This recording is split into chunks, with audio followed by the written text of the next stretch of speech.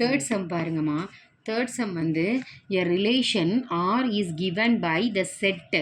அந்த செட்டு எப்படி இருக்கும்னு சொல்லியிருக்காங்கன்னு பார்த்தீங்கன்னா எக்ஸ் கமா ஒய் அப்படிங்கிறது என்னது ஒரு பாயிண்ட் அப்படி தானே. எக்ஸ் கமா ஒய் அப்படிங்கிறது ஒரு பாயிண்ட்டு. இந்த பாயிண்ட் எப்படி இருக்குமா, ஒய்யோட value is equal to x plus 3. அப்போது நம்ம எக்ஸுக்கு பதிலாக வேல்யூஸ் கொடுத்துட்டே வரும்போது என்ன ஆகும், ஆட்டோமேட்டிக்காக ஒய்க்கு என்ன வேல்யூவோ அது கிடைக்கும்.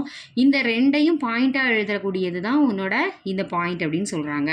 அப்போ எக்ஸ் எப்படிலாம் இருக்கலாம் அப்படின்னு பார்த்தீங்கன்னா எக்ஸுக்கு பதிலாக நீ என்னென்ன வேல்யூஸ் கொடுக்கலாம், 0 1 2 3 4 5 இந்த வேல்யூஸ் மட்டும் தான் நீ எக்ஸுக்கு பதிலாக கொடுக்கணும். எக்ஸ் பிலாங்ஸ் டு 0 to 5னா என்ன அர்த்தம், எக்ஸுக்கு பதிலாக நீ இந்த வேல்யூஸ் மட்டும்தான் இங்கே சப்ஸ்டியூட் பண்ணி பார்க்கணும் அப்படின்னு சொல்கிறாங்க. அப்போ கொடுத்துருக்கக்கூடிய value y is equal to x plus 3ன்னு எடுத்துக்கலாமா. இதில் நான் எக்ஸுக்கு பதிலாக என்ன பண்ண போகிறேன், வேல்யூஸ் இங்கே இருக்க வேல்யூஸை நான் சப்ஸ்டியூட் பண்ணிட்டே வரேன்.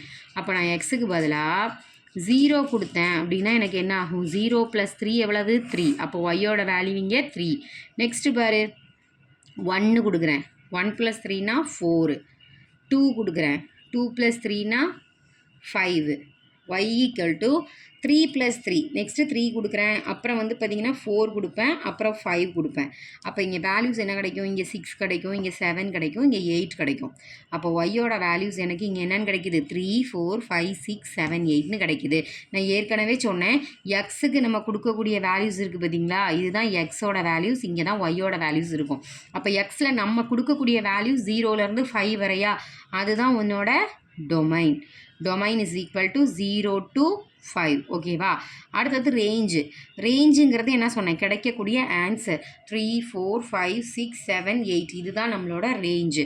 அப்போ 3 4 5 6 7 8 அப்படிங்கிறது தான் நம்மளோட ரேஞ்சாக இருக்கும்.